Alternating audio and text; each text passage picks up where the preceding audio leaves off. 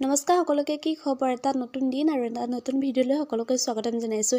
এয়া দেখিছেনে চৰাইপোৱালিটোৱে কি ধুনীয়াকৈ খেলি আছে আৰু ইয়াত দুটা আছিলে, এটা দুৰ্ভাগ্যবশতঃ মৰি গ'ল আৰু এটাই আছে আৰু ইয়াত দেখিছেনে ইমান মৰম লাগে। আৰু এইফালে মোৰ এটা পাৰ্চেল আহিল, পাৰ্চেল মানে মই এখন শাৰী দিছিলোঁ, শাৰীখন বহুত ধুনীয়া আহিছে আৰু দেখিবলৈ একেই আহিছে, মানে ফটোত যেনেকুৱা আছিলে। আৰু মোৰ লগৰজনী বিয়া আছিলে আৰু তাক এটা মই হেণ্ডবেগ গিফ্ট দিলোঁ।